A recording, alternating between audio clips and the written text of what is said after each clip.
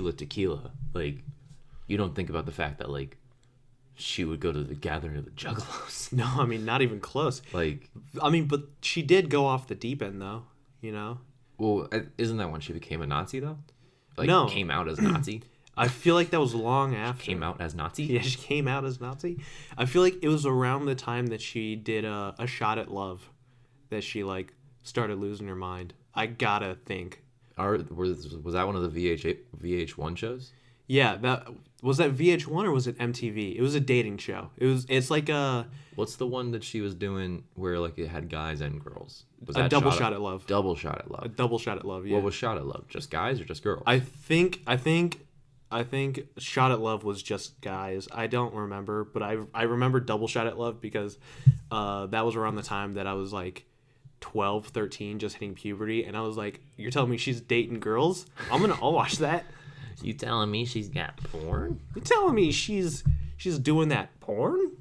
Turn down your input a little on your actual computer, like on your settings. Yeah. No, it doesn't matter if we're recording right now. Go to your Windows settings, like for your sound. Give me a second. First off, Oh, I don't like that. No, that's output, bud. I know that's output. I want to lower it in my ears. Oh, I can lower it on here. Here, turn it back up. I'll lower it on here. Okay. I'd rather it lower on the actual mic than on your computer. So then I feel like it's lying to us. Are you lying to us? Are you lying to me? Just turn it down a little bit, not a lot, for input. Yeah. Alright, I got my master volume at 50. Can you go to microphone? Yeah, input. Device properties. Yeah, just turn it down a little bit. Yep. Say what? What do you want me to say that? Let's go just 70, just because we were at 90. Okay. So 70 is good. I got my OCD. There you go. There we go. And then, Okay. what's that button under it? What does that say? Test? Oh, we don't need to test it. Yeah, we don't. All right. Okay. Awesome. Just exit out of that. Yeah. Sorry, just... That's better. Just, it's the noise of that if it was popping it, I didn't like it. Gotcha. Tila Tequila is a fucking psychopath, though. Oh, I mean, yeah, for sure. If we're being honest, she's a fucking psychopath. Yeah, I mean, not Tom Cruise level psychopath, but she is. But then crazy. again, who the hell is Tom Luz? Tom Luz? Tom Luz. Who the hell is Tom does Luz? lose. Who is Tom Luz? I'll tell you who is probably on the same level of crazies. Probably John Travolta. John Travolta is definitely on that same level. The two of them have a big rivalry over who's like the right-hand man for Scientology. I can 100% picture that. Yeah, they hate each other because of that.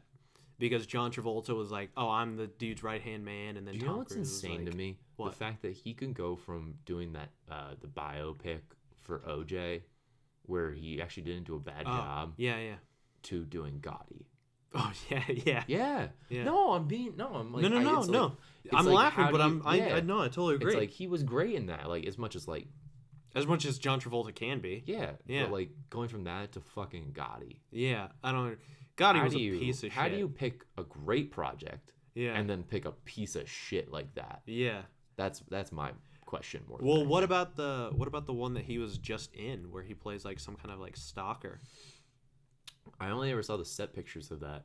It looked like trash, and I can't imagine it was decent. I watched clips from it because I was like, it can't be that bad. Is it? It was that bad. It was He's trash. just the type of person. It's like there's artists or like actors who can't accept that maybe they need to pick certain types of roles for their age and like who they are. True. It's like once you get to a certain age, like I mean, I'm sure the dude's got money. Like I for can't sure. imagine he's broke. Yeah.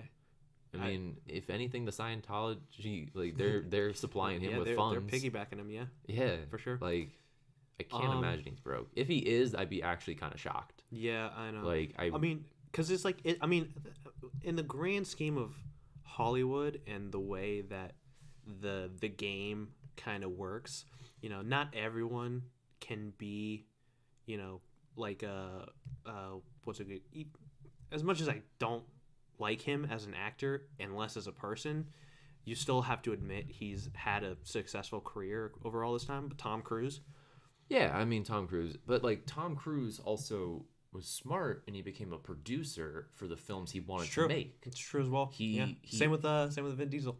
Vin yeah, Diesel's exactly. done that too. I mean, because Tom Cruise was smart when he was like, I mean, especially with the Mission Impossible films where he wanted to do his own stunts. Yeah, and I mean the that was studio one of the biggest motivating factors. Studio he was wanted like, people to do no, that stuff you're not himself. going to do that. And he was Yeah, like, because he "Fuck was it." an asset, and they were like, we're not going to risk you. Yeah, he's like, fuck it, I'll just produce it myself and Yeah. sign off on my own shit. Yeah. And look at him now. Now people praise him for the stunts he's doing. True. Now he's fucking breaking his ankle as he's jumping from rooftop to rooftop. You know what's insane about that though? What? It's still a great shot, and he fucking knew he broke his ankle the second he did it, and he he's still finished the shot. Yeah, and he still ran. And That's I respectable. hate that guy Same. for what he is as a person, Same. but as an actor, holy fucking shit. Yeah, that Primo. is dedication. You're right.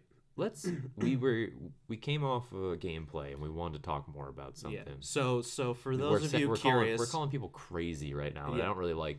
We should be it's being a weird little thing. bit more sensitive. For those of you who are curious, PC. this is us filming directly after Rainbow Six, where we talked Yeah. about mental health and we talked Yeah. about the importance of understanding mental health. I don't want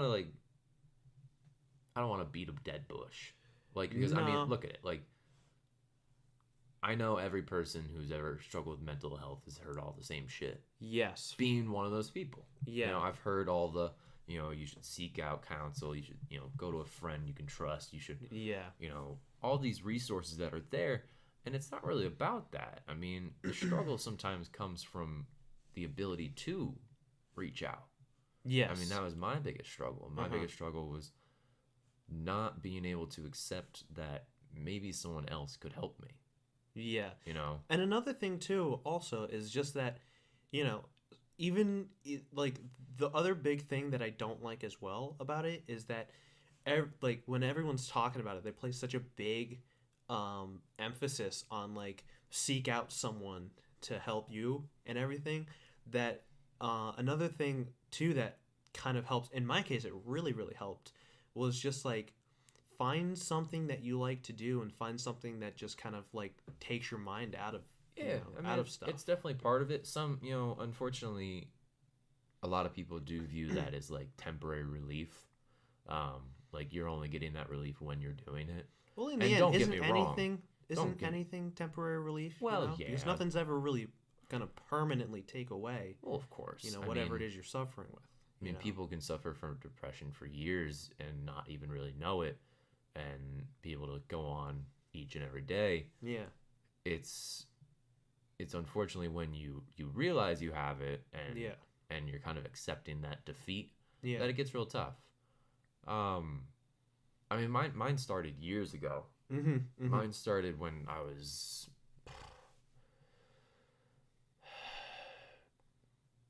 going into high school, probably. It might even Around that time? might have even been a little bit before that. I moved from one town over to another, so I had to go into another middle school for the last year for 8th Okay. grade. Yeah.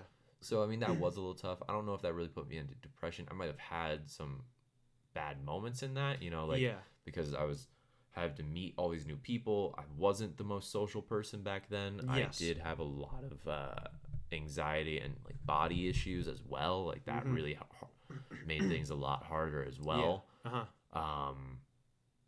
But I mean, it really probably was like high school for me Okay. overall. Like when I first started, unfortunately, getting really into like the idea that, like I just want to seclude myself, Yeah.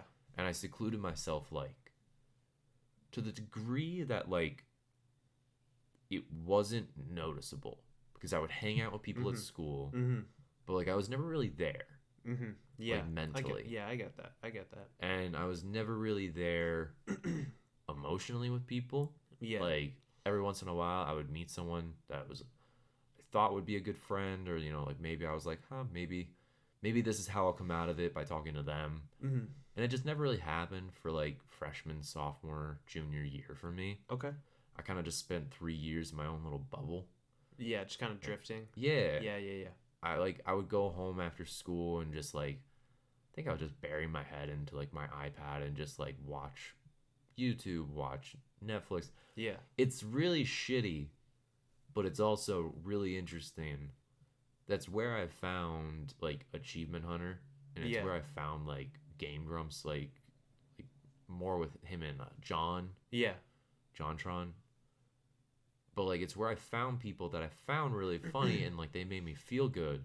Yeah. But like I still didn't want to come out of that bubble. Yeah. Um, I mean, it's a hard thing. It's a Yeah. really hard thing. it was like it was a mixture of a lot. It was a mixture of like the medical issues I've had to go through, mixture of family problems. I mean, you and I can both unfortunately relate to family problems. Like, Yeah. True. but it wasn't until unfortunately like it wasn't even like I came out of it my senior year. I had like a momentary relief of it almost, but like it was more me, more hiding from the fact that I even had it. Like, Yeah. I was hiding from a lot of problems at home Yeah. by like hanging out with people that I still love and they're two of my best friends, but like they definitely helped me escape my problems instead of facing them, Yeah. because I would literally just go to their house. Mm-hmm. Like if I was having a problem at home or if I wasn't feeling good, Uh-huh. I would just go to their house and just be there. Yeah. Like hours on end, I'd sleep over. I wouldn't necessarily like I would tell my parents like last minute. Mm-hmm. Like and it was just not a healthy way of going about it. Yeah. Yeah, I mean, and then I kind of then got into this weird mindset my senior year that like if I just went to college, I'd fix everything. Like I'd feel better. I get I that. could get away. Yeah. And I think anyone going through something like that, anyone going through mental stuff, thinking the best solution is to run away, it is the worst situation. Like, Yeah.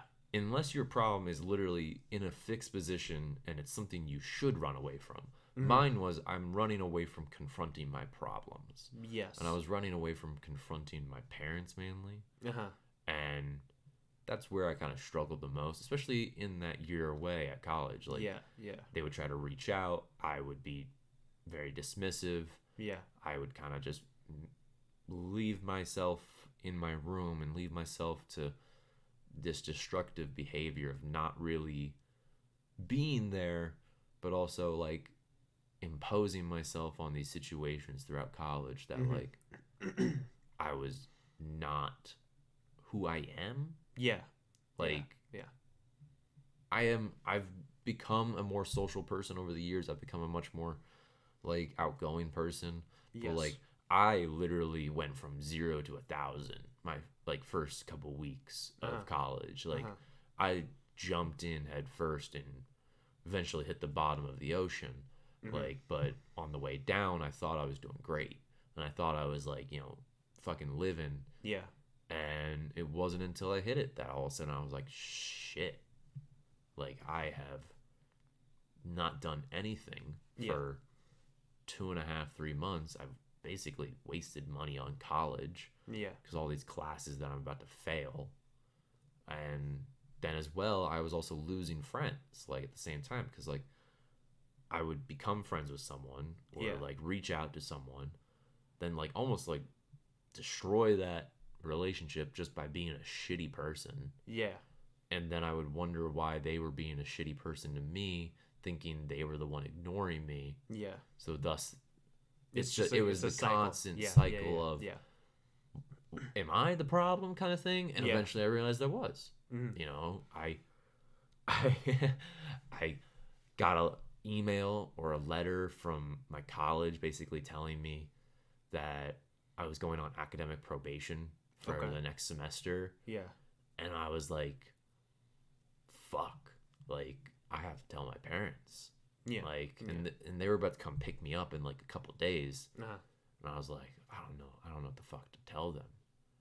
And then I realized, I realized as I'm kind of driving with my mom and my sister from my dorm with all my shit, like, we stopped somewhere to get dinner, and I'm like, all right, this is the moment. But I'm like, what the hell am I going to tell them? Yeah. And I realized in that moment, well, you're just going to tell them the fucking truth. Yeah. Tell them you fucked up. Tell them shit didn't go according to plan. Yeah. But then I really started thinking to myself, I was like, is that really the truth? Mm-hmm. I was like, is the truth the idea that, like, I fucked up? Yeah. Or is the truth that I'm fucked up? You know, Yeah, like yeah. like is the truth that Mhm. I have a problem, that Mhm. I need help. Sometimes it's hard to reach that conclusion. Yeah.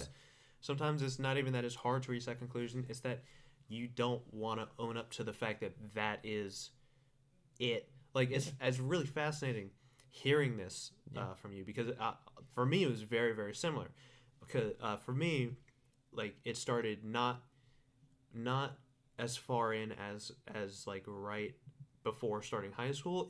It had been by the time I was almost going into high school, it had been that way for years for me because um, as a kid, my family like we were very like nomadic for lack of a better term. It was Moving like around. yeah, it was like we would move to a home. I'd be in a school district. We'd be there for 6 8 months, something like that. And it's like, oh, pack up, another town. And by the time that I had reached the this school system, final school system, where I went into high school, like moved through middle school, junior high, onto high school, and graduated, I had already been through like 4 or 5 different schools. Yeah.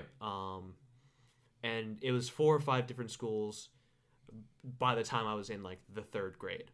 Jesus. So it was that, and then when we had finally hit a point where we had moved into Bedminster, I was in the 3rd grade, like starting out, and then I remember so clearly. I remember because when I started out, it was that mindset of like I could feel myself mentally feel myself kind of withdrawing into like a shell, Mhm. and then this is not a healthy mindset at all. But when I went into school, I went into it with the mindset of like I'm not making friends because I know I'm gonna move. Yeah. So why make friends if they're gonna be gone in a few months? Yeah. So then I went the longest time just kind of like keeping to myself and being in this shell and not letting anyone, even family, like not letting anyone in. And it took a long time. It's something that you don't really think about. I mean, in today's day and age, you know, you can keep in contact with people everywhere. Yeah. But even at such a young age, distance is such a relative term. Yeah. You know, you hear one town over, and it's like another planet sometimes. Like, Especially when you're that young. yeah. And you know, and it's not like when you're like 18 and it's like, Yeah. oh, I'm gonna go visit my buddy next town over, and you just hop in your car and you go over. Exactly. I mean, when you get to a certain age, distance, you know, it's interesting that as you get older, distance becomes smaller. Yeah, Like, you're right. You're right. As you Yeah. gain that freedom, especially at 17, 18 years old when you can drive and have your own car, Yeah. it's that freedom of being able to explore and roam and like expand your horizons Uh-huh. not only becomes a reality, but it Yeah. becomes your world. Yes. I mean, it's Yes. weird to say the world becomes your world. When you're that young, though, your world is a small bubble. Yeah, And it's your world is like the home you live in, Yeah.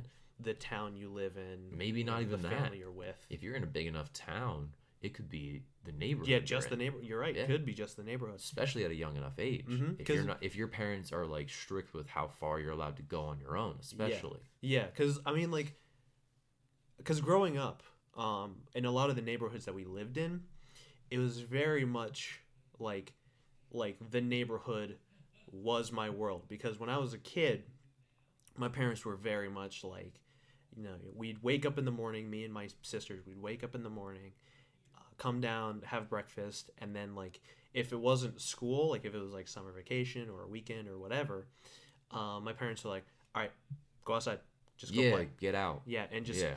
and it was like that. It like they very much were part of that old school like mentality just, that, yeah, like, just like go It's not do something. it's not a matter of like we don't want you here. It's a matter of you need to get out to do things. Yeah, it's like it was like I honestly I remember hearing my dad a couple times in the morning. He's like shooing us out of the house, and he's like listen, he's like it's 8 o'clock right now, 8 a.m. He's like I don't want you back here until the sun's going down. Yeah. And like so growing up, like there were neighborhoods that were like my world. Like there were a couple neighborhoods I lived in that were like that way that you think of like Italian neighborhoods where like everyone looks out for everyone. Like there were a couple neighborhoods I lived in that were like that. So it was even tougher because it was like taking that where like it wasn't just my family and my home is my family. It was like the neighborhood's your family, and then that's just gone.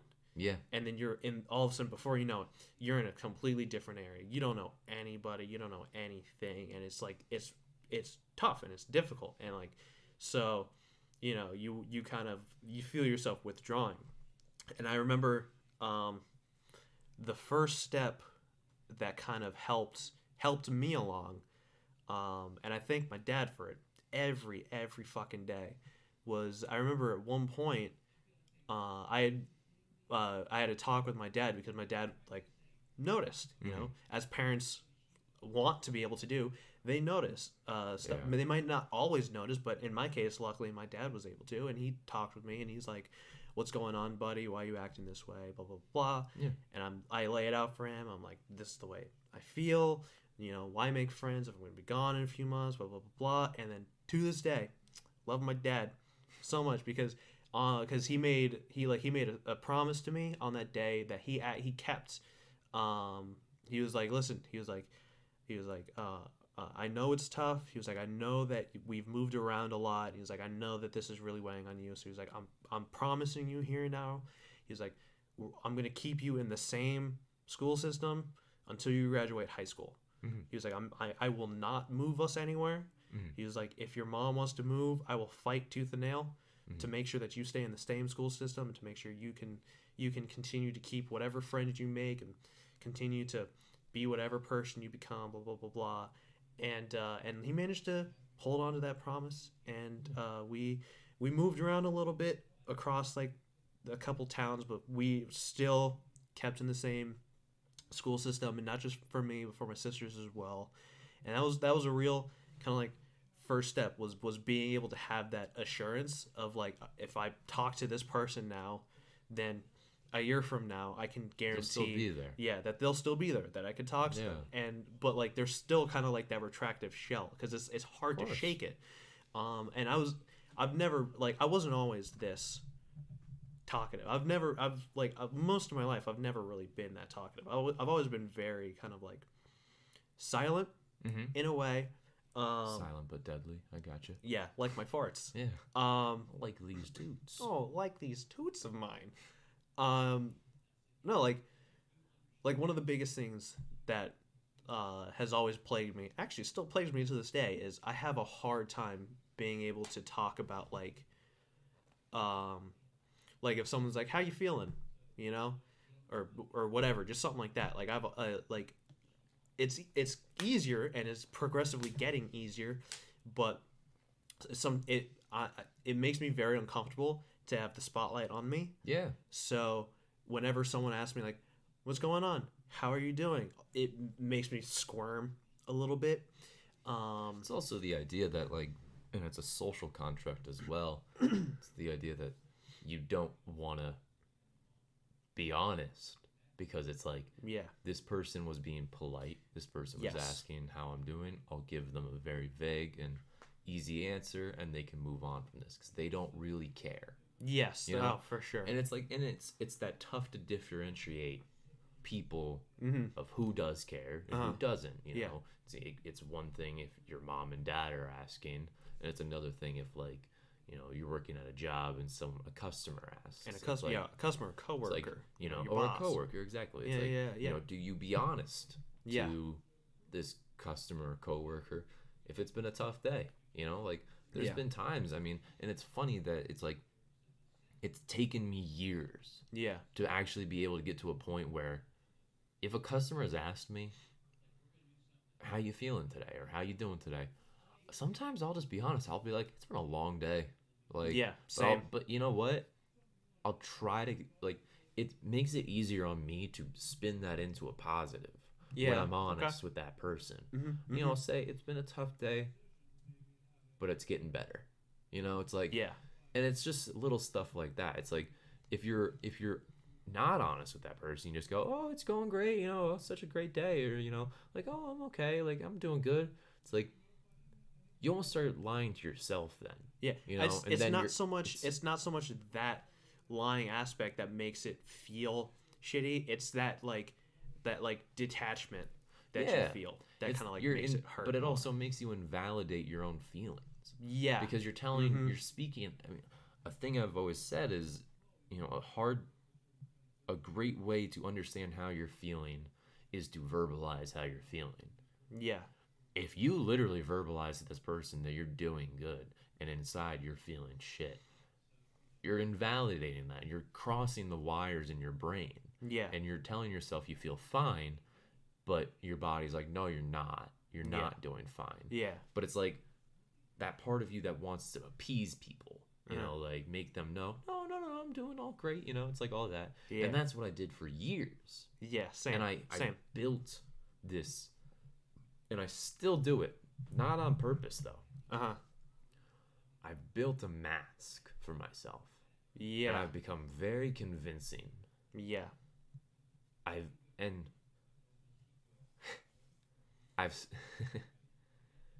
the thing that makes it the hardest is not convincing other people. It's when you've convinced yourself. Oh, for sure. And that's Totally a huge part of where my depression came from. Yeah. And it was the idea that I pushed down negative feelings so much that I told myself, that I started to convince myself that they weren't that there. I am fine. Yeah. That they're not there. Yeah. That I've lied to myself so much that I've made my brain convinced that it's not there while holding it all back. Yeah. And it's not even a mask on the outside anymore. I've masked my brain. Yes. And I think that's where it really hit the hardest, and when the dams bursted. Because some people, it's the dam bursting of, the makeup breaking off your face and, tears underneath kind of shit. Yeah. For me, it was the makeup breaking off my face, but also on the inside, this flood of fucking emotions for 20, or at the time, 18 years that I had never dealt with. And it's like, holy fucking shit. Where's this all been? I mean, for sure. I think like a lot of it is like it ends up repeating itself into kind of like a vicious, like self-fulfilling prophecy kind of thing, because you spend so long feeling bad on the inside while pretending to be okay on the outside.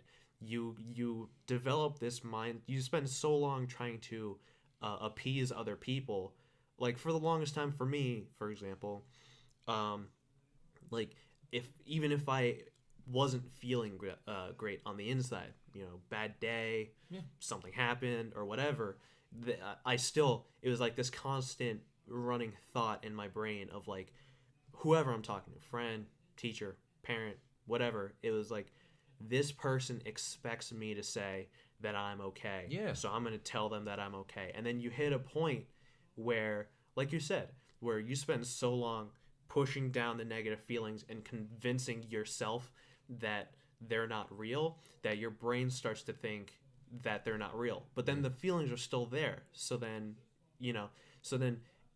you're by feeling sad for no fucking reason. Exactly. So then in continuing to feel the way that you feel, sad, depressed, angry, everything, all of a sudden it hits a point where it's like, why am I feeling this way? I shouldn't be feeling this way, because you spend so long repressing the reasons for it, repressing like what it is, and then it just makes you feel angry or makes you feel sadder, because now all of a sudden you're in the state where you feel sad and you can't explain why you're feeling angry and you're feeling sad, and it just feeds itself. And it's interesting something you said about how you're grateful that your dad noticed.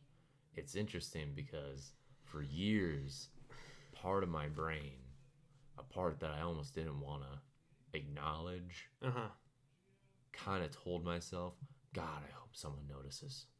Yeah, I mean, it's the biggest thing, because it's like it feeds into this mindset of like, it's hard to be able to tell someone that you think you're not right Yeah. in a certain way, but also there's another part of you that's like, I'm I not want, gonna go tell them. yeah, like half of you is like I don't want to tell them, because it, like, for me, the biggest thing about it, especially with the way that I grew up, I've talked to you about it in the past, Yeah. especially with the way that I grew up,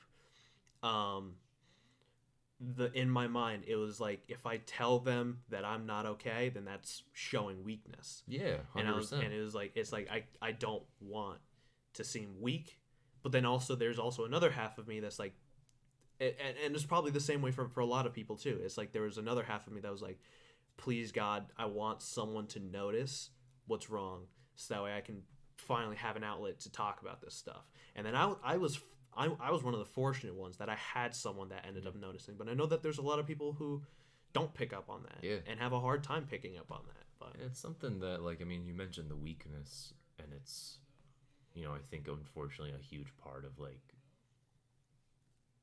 huge part of society and a huge part of Yeah. our ecosystem Yeah. and this nature we have as men.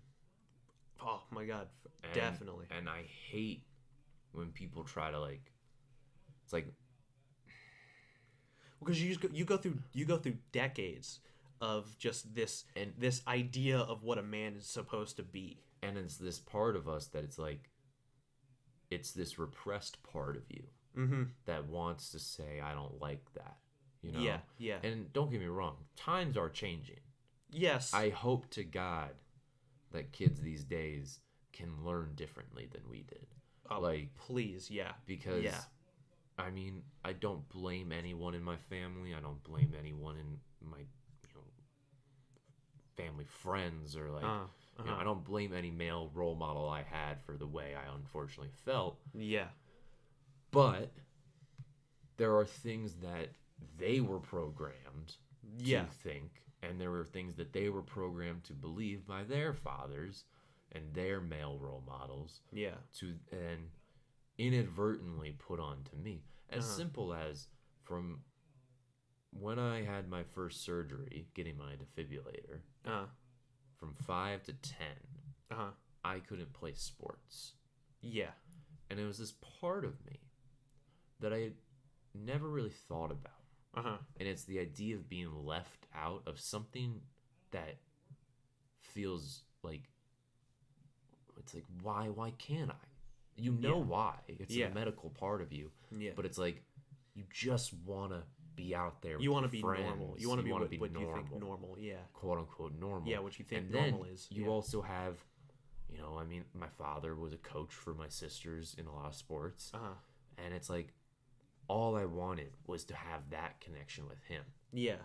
So, like, you try to build it. I tried to build it through watching sports with him, having that connection. Yeah. And it never felt it as authentic. Yeah. And I know he never felt it as authentic. I hope part of him enjoyed those moments where we could watch it. Mm-hmm. But I think part of him in those ages wished I could have been out there. Yeah. And I don't blame him for that. I don't think there's anything wrong with that, because that's just how he was. It's just how he was raised. Yeah. And when I was able to finally play sports, a huge part of that weight was kind of lifted. But then it was the pressure to be good at them. Oh, yeah, And it was the pressure to not disappoint my dad. Yeah. Because he had spent so many years not being able to have those moments with me. And now he can. So now I have to be good at them, or he'll be sad. Yeah. And it's like, all these thoughts are coming from a 7-year-old's brain. Yeah. But not out front in, it's all subconscious. Yeah, I It's was about all- to say, a lot of it you're not actively thinking Not about at all. but it is there. Yeah, Yeah. it's not at all. It's those moments of failure in those sports that it's that extra weight that you're like, why the hell do I feel so sad about this? A lot of it for me, because like a lot of it for me wasn't even on the sports side of things, although there was a little bit of a factor of that, because I love sports. Yeah. I love playing sports. I got my favorites, and whatnot. But I think a big part of it, I think the biggest aspect of it for me was movies. Yeah. because The man in the movies. yeah, because as I'm retreating, because as I'm in this position where I'm retreating into myself, into my shell, movies was the biggest thing that I turned to. I Yeah. loved watching movies because it was something that because that you can enjoy by yourself, Yeah. and it even though it doesn't supplement that human interaction, it still gives you that sense of it because you're watching these characters interact with each other. You're watching this whole thing unfold, and then I think subconsciously that played a lot into it because I love action movies. You know, Yeah. like Die Hard is one of my favorite movies of all time, and I that really kind of like feeds into it because it's this big presupposed idea of like this is what a man is and Yeah. this is what a man does, and it's like I want it comes with it gets coupled with that thought of like I want to be that John McClane. I want to be that Tom Cruise in fucking Mission Impossible. Yeah. But it's like I'm not the guy that's gonna fucking jump off the fucking building onto a helicopter. I'm not gonna be the fucking guy that can like And it's interesting you mentioned movies because it's something I've noticed a lot with women and girls with movies coming out now that hopefully represent better represent yeah an actual female's point of view on Yeah. the world they're growing up in.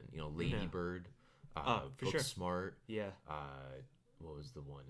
Edge of 17. oh yeah It's yeah, like I hope those are good representations. I don't have that point of view Same. from Yeah, I have yeah. my sisters, I have my girlfriend, but it's like at the end of the day, I don't know if those are actual. I mean, I know Lady Bird is based off of the director's actual life, so I hope that's true to what her story is. yeah The other ones, I'm not sure.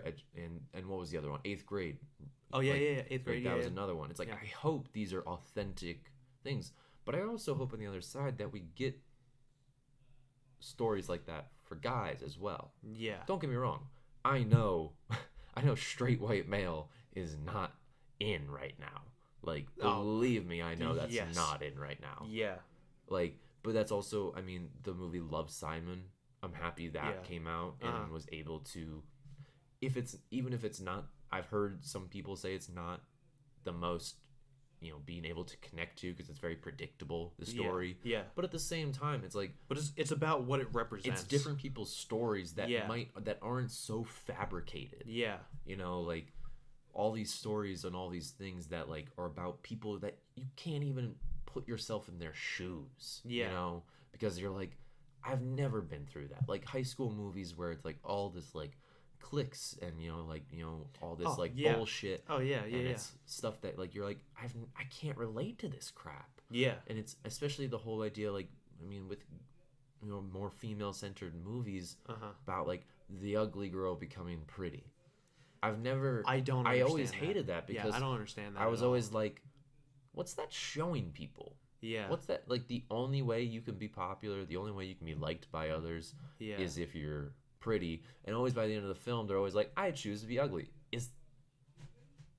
Is that the message we want to send out? And it's Yeah. like, how is that the positive message that Yeah, they're yeah. choosing like they think it's positive, like, oh, I'm gonna choose to be quote unquote normal, but it's like, why not just tell the story of a regular fucking person Yeah. instead of saying that like, oh, I needed to go through this journey of trying to be a popular pretty girl Mm-hmm. to get revenge on the popular girl or some bullshit like It that. it's yeah. I mean, always it's point all to Mean really Girls, great um, film, funny film, I got but issues like with very inaccurate in Yeah, how I- high school works. Yeah, I got a lot of issues with it. I'm not a huge fan of Mean Girls. Really? Yeah, I'm actually I like, and it's got nothing to do with like the whole female centric anything like that.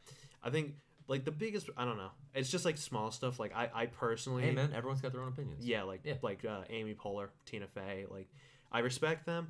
Yeah. I respect their work, but I personally don't find them to be that funny.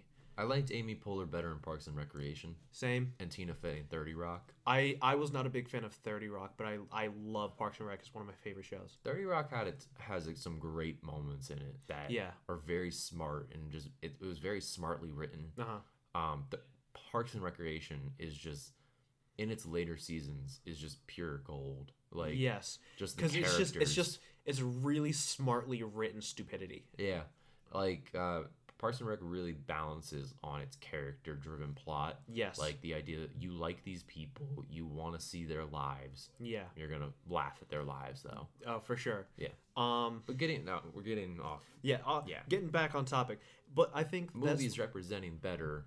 and I think that's like, for as much as we have all of these people, all these actors and actresses and everything that are like, oh man, the movie industry is like diminishing and it's not what it was. Yeah. I'm like, I would argue that it's better than ever because sure, yeah, the focus is shifted away and it's shifted more towards Marvel movies and big superhero blockbusters. Yeah, is that part of it amazing? No, there's It's pros and cons to what everything. It is what it is. Yeah, like there's pros and cons to everything, but I would honestly argue that it's better than ever because we're in a position now, entertainment wise, that we've never been in before, where we're getting so many kind of like new directions. And something on that topic, a big argument I've had about people's problem with quote unquote PC culture, how they're saying like what, especially with directors of films. Okay. People kind of complaining that some people might have been handed films because of their gender, because of their race, because of, ethnicity. Yeah. It's like, people trying to make the argument that like, oh, maybe maybe the better director was passed over because they wanted to get the PC vote. Yeah. At the same time, wouldn't it be better if we had other points of view on shit? Yeah. Just because this one director might have more accolades to their name, all their films might be are all from the same point of view, and it's his. Yes. Yeah. Or theirs. It's like, isn't it better that we let newer people give a little direction to films? Yeah, Isn't it better that we bring in new styles and new points of view on how to handle films? I mean, a great a great example, actually is an article that I actually read today. They were talking about Lupita Nyong'o and how like she's blazing trails in movies, in being in Us, her character in even down to fucking Black Panther and shit. There's like it was an entire article talking about how she's really blazing trails, not just for women but for Black women. In being able to be in movies and people whatnot. like trying to like, I mean, Eternals is a great argument of like, people trying to say like, oh, these people are just given these roles because of their ethnicity. Who gives a fuck? Yeah. Maybe they were, but shouldn't everyone have a little bit of representation? Yeah. Shouldn't everyone be able to look at a screen and say, at least I know someone like me is on that screen? Yeah. It's like, and that was one of the biggest even the director, positive points. The director of Eternals. Oh yeah, you're right. Yeah. But that was also one of the biggest positive points that they had for Guardians. Yeah. Was that a lot of children with autism, they saw that they related very well with Drax because of the way that Drax was written as a character. I didn't even think about that, to be honest. Yeah, I actually, because I read a whole article about back in, I think like 2014, I think was when Volume 1 came out, where they were talking about how they were actually seeing that a lot of kids who suffer from autism were finding that they really relate with Drax because they have that same kind of mannerisms, that same kind of like inability to really distinguish certain social cues and so on and so forth. I mean, we're kind of getting off topic of like, it's more just, I want to talk about like, it's more just the idea that entertainment is such a big part of young people's lives. Yes. Our people, people our age, just everyone's lives. Everyone. Yeah. And I know I turned into entertainment for a little bit of joy, a little bit of like, moments of escapism. And, I'm sure you did as well. A little bit, yeah. It's like, and I think part of that is like, I hope entertainment is headed in the right direction. Yes. To help people in those moments. Yeah. Either talking about something we might not have ever talked about before.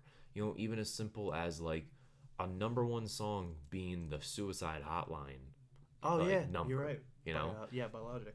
Don't get me wrong. I have never really been the biggest Logic fan. I think Okay. he's got some great songs in Yeah. and out of his discography. But like, you go back 15, 20 years, Uh. I don't think that song goes anywhere. Okay. I think that song is buried by mainstream media not wanting to talk about a sensitive topic. Yes. But now, it's like, at least we can talk about it.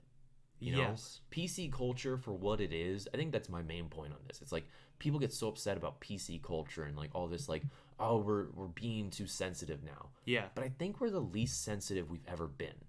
Uh-huh. I think it's like, yeah, we're being sensitive about, you know, who's casted and what. Who gives a fuck about that shit? That shit Yeah. is going to be gone in 25 years. Yeah. It's not being sensitive about the things that we weren't willing to talk about 20 years ago. True. And I think that's the biggest part of this. And it's like, and people who, and also representing it correctly. Yes. And I heard a lot of backlash about that show, 13 Reasons Why. Yeah, About same. how, one, the first season, yes, showing the suicide scene. Uh-huh. And as much as, like, I don't really want to get into that, like, Yeah, you know, yeah. art is art. You can show whatever the fuck you want. Yeah. Like, if it's not meant for your kids, it's not meant for your kids. True. But talking about suicide for an entire show, you know, and talking about how, and a lot of topics in that show, rape, teen drinking, Yeah. like teen just problems. Yeah. I don't know if it was the best representation of it. I think a lot of it was exaggerated. Probably. And I personally didn't watch it. I but- watched the first season. I haven't Okay. watched this seasons after. Yeah, I think there's two other. after I think that, it's yeah. on season 3. Yeah. But just as simple as the idea that, like, at least we're talking about it. Yeah. You know, I hope we can move forward onto topics like Well, because that's that are better representing it. yeah. you know, I mean, because like- that's the interesting thing. Because while it is while a lot of it is about trying to make sure that we represent stuff correctly and the way that it should be represented, I think at the same time too, we're in this really interesting position where there is still a little bit of leeway, because right now we're in the beginnings of finally putting stuff that we had not been willing to talk about 15, 20, Yeah. 25 years earlier, finally bringing that to light. And, you know, and right now we're in a position where we want stuff to be represented correctly, Yeah. but if it's not, even if it's not represented correctly, then it's not like it's okay, but it's not that It's- bad, because at least it's I still see it. opening up the door for people to talk about it. the outrage culture is unfortunately where I get a little distancing from myself from it. Mm-hmm. What I like is learning moments. Yes. Moments where you can say to yourself that wasn't done correctly, Yeah. and learning from that and moving forward from it. Yeah. It's the moments where people try to cancel someone. We try to, you know, Oh my God, that's, ugh. and I think that's the distance I have from our Uh-huh. current culture of Uh-huh. media is the cancel culture. Yeah. And I hope that stops. I hope Same, we can same. move forward from that, because I don't remember what I was listening to, but someone said, I think what's gonna stop the cancel culture Uh-huh. is when everyone fucking just realizes we all got dirty laundry. Oh, for sure. Yes. And it's gonna Yeah. be someone taking all that dirty laundry and putting it out there for everyone. Yeah. And it's, can you cancel a culture? Yeah. You know? Yeah. It's that whole idea that, like, we just need to accept that everyone's got shit in their closet.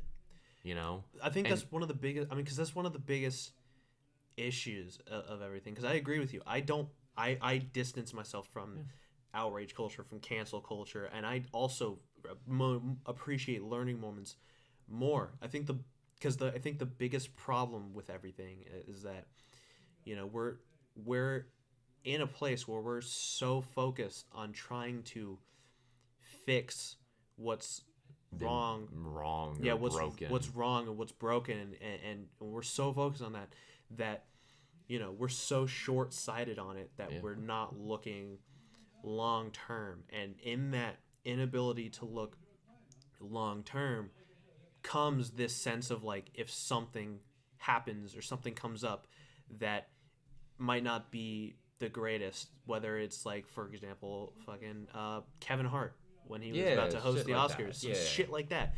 Like, we're so caught up in the short game that we can't see 6 inches in front of us, and see that like it might not be the greatest, but you know. And I think that's unfortunately leading us back to the society of depression, the society of anxiety, and the society of not accepting it, because at the same time we're not willing to air our own dirty laundry because we can't see it far in the future, because we can't see in front of us.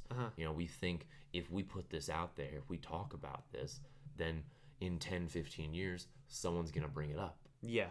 You know, like, it's the whole idea that, like, we have to be so picture perfect. Yeah. Because just in case one person notices. Yeah. And it's that whole...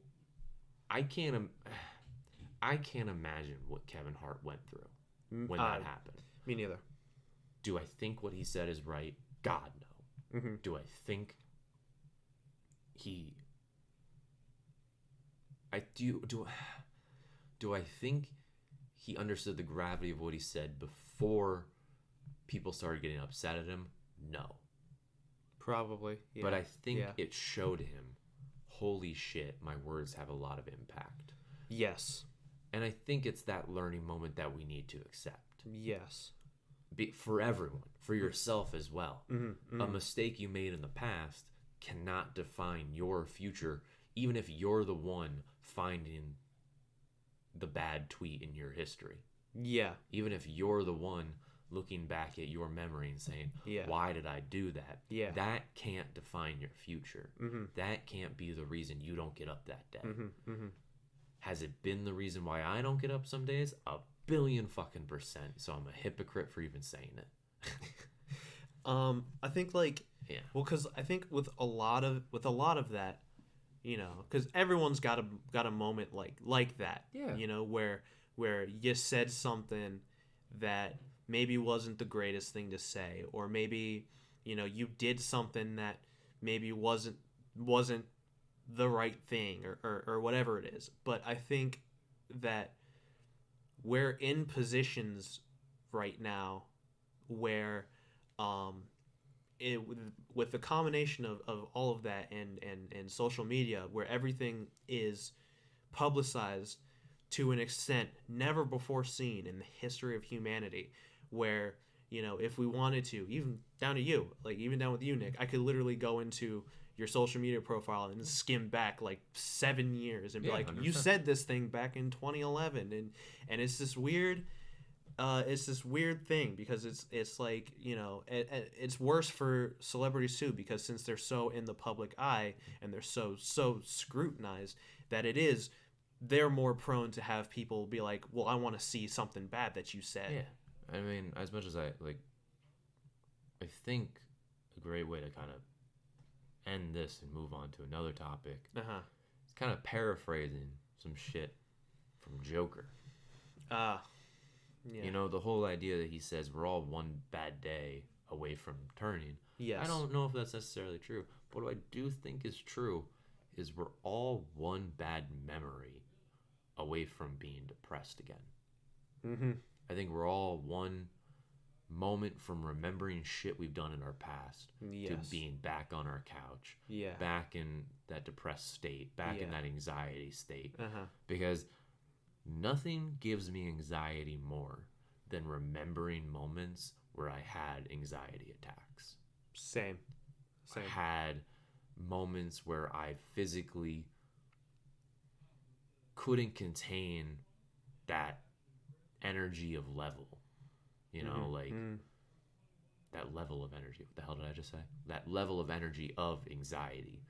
Remembering those moments gives me the most anxiety. Yeah, it's like, for me, a lot of it is thinking back on interactions I've had with other people, whether I know them well or not at all, where I kind of will get trapped in stuck in my own head, and it's that cycle that you go through where you're like, fuck, why did I say that to them? Shit you said 10 years ago, you know? Yeah. Shit you said a minute ago Yeah.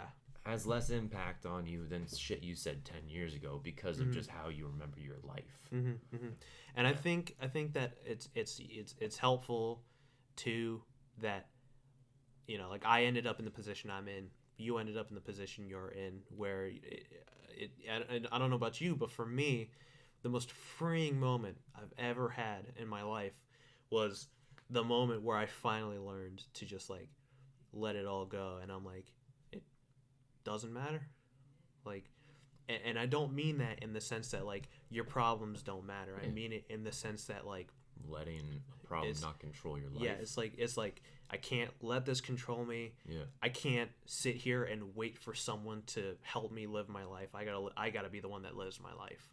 My most freeing moment was probably learning / finding out by talking to someone that what I had gone through in life, what I had felt because of shit I had gone through, was exactly how they felt. Yeah. And realizing, holy shit, I'm not the only one. Yeah. That moment, especially, I mean, I don't want to, to not diminish any problem on Earth. You know, I talking wholly from my experience. Of course. To find someone who had experience. Yeah, like yours. Dead on, not dead on, but but very similar. So I, with the surgery I had, finding someone who also had that, and then had the post feelings about that surgery, is what really validated and made me say, holy fucking shit, why have I been quiet this whole time? Yeah. Because the whole time I thought I was the only one out here who has felt so shitty because of something that others have been telling me is great. Yeah. And then to find out, oh no, if you had just talked to someone who had also gone through that problem, you would have realized I'm not the only one out here. And not to cut, I know you're about to say something, but I mean, that is something I say to a lot of people. As much as a therapist can help you, as much as a professional can help you, finding someone who has gone through a similar situation, whether it be in person or online or through forums, through support groups, those are the people that I think can help the most. Not for sure. necessarily with, the recovery, not necessarily, but it's just help. It's just understanding. Finally having a place where you're in a position with people that understand what you're going through, and like when they say I understand how you feel and I relate to how you feel, that they truly mean it because of the fact that they have gone through it themselves. I say those are probably the best people to just listen to your problems. Yeah. Because when you're done saying it, when you're done talking, they might not have advice. Yeah. They might be able to just say to you, I went through the same thing. You know, because that's honestly what helped me the most. I don't know if it would help others. I hope it would help others. Hopefully, yeah. But, I mean, because like the biggest thing for me was because of my thing with movies, one of the first things that I ever remembered that I wanted to do was I remember thinking when I grew up, I wanted to become either like an actor or a director, because I was so caught up in this world that I was like, I want to be a part of it. But then at the same time too, the idea of social interaction petrified me. Yeah. Because I had spent so long moving around and being in this position where I was drifting from one place to another. It was like I came to this realization after we had come to the conclusion that I was going to stay same place. It finally dawned on me. I was like, I've spent so long drifting around. I don't know how to talk to people. I don't know how to relate to people. And then so the idea of talking to people, even just basic, even just basic conversation, just small talk, it scared the shit out of me. Yeah. And so I remember, for the longest time, I was like, well, then what's the best way to not be scared? Just don't talk. Just don't talk to people. And it wasn't until that I had reached my late teens Mm-hmm. until the point where I was like 17, 18, and I was freer. I'm hanging out with friends, and I'm like going out and doing things, and um, I don't know what it was specifically. I don't know when the moment was. It was just all of a sudden it was just this thought that I had that was like, no one's gonna live my life for me. Yeah. If I stay in this bubble that I'm in, it's gonna be that way for the rest of my life. Yeah. And like these problems aren't gonna go away. They're gonna be with me till the end of time, but I have to be the one that controls how much they control me. Yeah. And I had spent so long with this weight on my shoulders of like trying to carry all of these issues in my mind by myself that by the time that thought had hit me, it was like that weight on my shoulders wasn't gone, but it got more bearable. It was easier to carry. It's the idea that like, while the problem's not gone, at least you can turn to others and say, "Could you help me carry this?" Yes, You know, exactly. it's as simple as that. Yeah, and like I like say simple. It's really not fucking simple. It's funny that I It's- just yeah. said that to myself, and I was like, it's "That's not weird. I simple." mean, I mean, you're not wrong. It's It's not one of the simple most to it's one get of the most there. complex Yeah. things is it because of the fact that one of the hardest things, like they always say, the first step to fixing a problem is Accepting that you have it. admitting that there is a problem. Yeah. You know, and that's the hardest part of it, is because you don't want to think that there's a problem with you.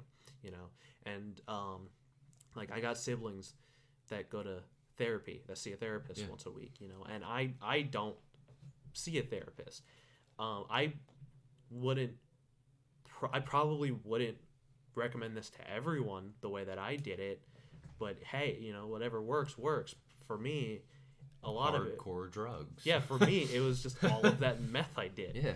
No, it was finding stuff, like, because for me, I spent so long trapped in a bubble that for me the biggest thing that helped me was finally being in this position where I was like, I want to go experience the world.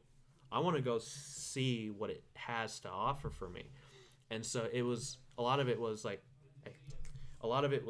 putting myself in these positions where I get to go travel to towns and meet people and, you know, be in these weird situations that I never would have thought would ever happen to me. Yeah. Finally started helping, and it didn't distract me. It made me see that there's more for me out there than just sitting and watching movies and so on and so forth, you know? Yeah, I mean, overall, I mean, this is a pretty serious topic for us. I mean, Yeah, I mean, it's been odd, but it's been very kind of refreshing being able Yeah. to sit here and talk about something like this. It's something that, you know, I always say, like, it's hate saying I always say, because I feel like I keep saying it. It was something I kind of realized Uh-huh. in between you and I more than anything. Uh-huh. But it's like something I've realized about myself is how I try to escape from the real by talking about the hypothetical and Yeah. you know, joking around and you Yeah. know, staying on the joke and not getting into the real stuff. And it was that moment when we were just kind of playing, we started talking about it, and I was like, holy shit, we're kind of talking about something real. Yeah. Like, I was like, we're actually talking about something that we both experience and both understand. And if just for the audience, that's a dog's tail wagging. But it's just, I thought to myself, I was like, you know what? Fuck it. Yeah. This is something we both relate to. This is Yeah. something we've both gone through. Yeah. If anyone out there could ever relate to it, then at least this is here. Because, I mean, that is an ultimate... I mean, it's been a goal of mine for years, is the idea that, like, I don't think I can help everyone. I've had to accept that I can't help everyone. Yeah. It's a big part of what I went to therapy for. I was in Yeah. therapy for almost 3 years, and I eventually stopped going, not because I think all my problems were solved, but because a big a big leader to my problems was me thinking I had to solve everyone else's problems, or Yeah. at least make them forget they had them. Yeah.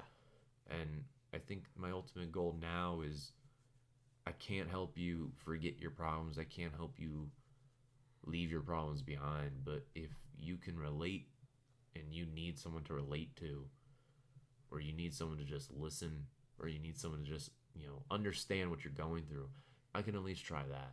Yeah. You know, I get that. Yeah. it's like I can't take all your problems on my shoulders, kind of like before, but I can help you carry them. Yeah. It's like even if it's a simple act of you listening to this and thinking, "Holy crap, I can kind of relate to that." Yeah. Because, I mean, I'm not expecting people to have revelations based off this. yeah. I hope it's more just like And it's interesting, if too, it's out because there, then it's out there. especially in the time that I've known you, I have found that I've had conversations with you that I haven't had with friends that I've known for like 10 years. Yeah. And it all feeds into what you had talked about earlier about finding someone who has gone through something similar, Yeah. and is able to kind of relate. Simple You as know. finding someone that you honestly feel is very anti-judgmental. Yeah. And that's how I feel about you, and I hope you feel about me. Like, Of course. you Yeah, know, yeah, of as course, much as yeah. I love to joke around, and as much as I love cracking on different things, it's like Uh-huh. at the end of the day, I'm a very unjudgmental person. Uh-huh. If you got shit going on, I'm gonna understand. Yeah. And I'm not gonna blame you for Yeah. those things. And Yeah. it's like, so it's, I think that's why, I mean, I said earlier at dinner, it's like, people have always kind of approached me and like always felt very comfortable talking to me. Uh-huh. And I've never wanted to change that about myself. It's actually, it's honestly been one of the things I've never wanted to change. Yeah. Like, because I've always hoped that, like, if I do have an approachable face, if I do have an approachable kind of persona, Uh-huh. I hope people keep coming up to me. You Yeah. know, Yeah. I hope people feel comfortable because it's like every once in a while, man, someone just needs someone to talk to. Yeah, and it's Like- and for as much as it's that way for you, it's the exact opposite way for me, because like I told you during dinner, I have been told multiple times throughout my life, because I have a very, very serious looking resting face, Yeah. where it's not like I've had people come up to me and ask me like, are you okay? And even though I'm not angry, I'm not upset, it's just the way my face looks, Yeah. and I've been told also on multiple occasions that it's because of the way my face looks when it's just resting, that it makes me seem very intimidating to approach Yeah. and talk to, and to that I say, like, Good. just yeah, I say, leave me the fuck alone. No, Thank God. yeah. To that I say, just approach me. Just Yeah. say hi. You'll be surprised. I don't purposefully come out I don't bite hard. I don't come out the gate to try and make you No. think that I want you to fuck off, Yeah. even though I want you to fuck off. Exactly. It's like, like if you want to come up and you want to say hi and you want to have a conversation, I'll have a conversation with you. I've got no problem with that. It's just like, I don't know. It's just, It's just how you are, man. Yeah, it's just the. It's But I just will say the way I am. something. As much as that is your face, I mean, and maybe an air around you, like, I've also seen. I think the people who know you, I've seen, feel the most comfortable to talk to you. I would hope so. Yeah, I mean, like, I mean, I think people are very comfortable once they get to know you and they realize, oh no, I can talk to this guy very easily. I honestly want to compliment you on that, because it's the idea that, like, not a lot of people, when you really get to know them, Uh-huh. can you feel like, oh, I can kind of just chat to this guy. Yeah. I don't need to have an end goal for this conversation. Yeah. It's a trait that I applaud you on, Thank you very much. because there's a lot of people in this world who can't hold a fucking conversation for the life of them. Yeah. And you're someone who I've seen firsthand hold a conversation with anyone. You know, like whether you're interested in what they're talking about or not, you're able to hold a conversation with them. Mm-hmm. You know, I myself still struggle socially. I still struggle with small talk, especially. Yeah, I Like, mean, I got my moments like too, but I can get in a little groove of like, you know, being more cheerful and being more on it and being able Yeah. to have that small talk with people. yeah, But I still do struggle, and Mhm. it's something I wish I could work on more. Like, and so I truly say, like, you know, at least, you know, as much as you have quote unquote resting bitch face, it's like I think you have a very resting personality as well. Mhm. And I think your mind is not necessarily going through 50 billion conversation topics Yeah. when someone comes up to you and talks to you. You kind of just let them. Well, because talk. I think honestly, a lot of that too. You know, I talk about my dad a lot, and it's just because I think honestly, I've never really taken a moment to think about it until like I think until now, really. But like when I really think about it, I learned a lot from my dad. Mhm. Because when I was 14, no, when I was 13 actually, and my parents announced that they were getting a divorce, they were separating. Mhm. It was, you know, as it's bound As to you happen. expect. It's a hard time. You know, family doesn't really know how things are gonna turn out. And, you know, whichever way. And I remember at one point, like my dad never fretted, never really had an issue, never really had any stress. And I was like, I remember one day I came up to him and I was like, how are you so calm Mhm. about this? Because it's this big life changing event. Mhm. For years, we had been this one Unit. family unit, and now we're all of a sudden in a position where it's getting split in half. Mhm. And my dad was like, listen, he was like, no matter what happens, good or bad, he was like, I just gotta trust that the universe is gonna, at the very least, give me the essentials to continue on. And as long as I believe in that, I can face anything. It's a great way of looking at it, and a great way of kind of, you know, holding your own. Yeah. You know, especially I'm sure in a moment where he was probably terrified inside. Yeah. You know, like, you know, going through like something like that with kids. Mm. I'm sure is not easy, and I'm sure he had his moments where he didn't know what the fuck was going on. But I mean, if you can hold your Probably. head high like that, I mean, it's a admirable trait. Yeah. And I think honestly, I mean, I'd like to say that's a good place to kind of end on. You know, Yeah. the idea that if you can, you know, fake it till you make it. I mean, but I Yeah. hate saying that almost, but it's like Yeah. if you gotta fake the happiness a little bit, like even if it's just for yourself, Mm-hmm. not lie to yourself. No, no, That's I mean, getting back on the topic from earlier, not lying to yourself, no. But just telling yourself. tell yourself that you're happy, Like- and expose yourself to more opportunities of happiness. Tell yourself it's not all shit. Yeah. You Yeah. know? Yeah. It's like Yeah. as Exactly. much as the bad thoughts are in there, as much as Mhm. you know, accept that the bad thoughts are in there. You know, Yeah. accept that the shit is hitting the fan right now. Yeah. Yeah. Yeah. But just say to yourself, it's not the end of it. Mhm. You know, it's not how this story ends. Mhm. Like being able to just, you know, look in the mirror and just tell yourself this is not how it's going down. Yeah. You know, like Basically, what it comes down to is you write your own story. yeah, you know. the boat's rocking right now. Yeah. But yeah. The boat's rocking. Are you don't gonna come come a a knocking? But it's true, you know, like weathering the storm, I guess, you know. Yeah, I don't got know. you. I guess that's a good place to end it on. you Yeah, know. I think it's an excellent place to end it on. As much as this is a very off, you know, Yeah, this is a off very. topic kind of Mm-hmm. like Mm. podcast No, no, slash that's like another conversation for podcast. us. You're right. Yeah, that's a different podcast. As off As off kilter. kilter, that's the right word. Yeah. Yeah. As off kilter as As this this- normally is for us. I thank you for sharing. I thank you for thank you opening as well. up. Yeah. and Yeah. Even if no one fucking sees this, I hope it at least does something for you. I hope it does something for you, and I hope if anyone sees this, I should Hope it say, if does anyone something. listens to this, Hope it I does hope something it for them. does something for you as well. I hope you find something in here that you can find a grain of truth in, find something to relate to. I'm Nick, And I'm Cade. and we're the worst people you don't know. We are signing off. Bye, everyone. Have a good one.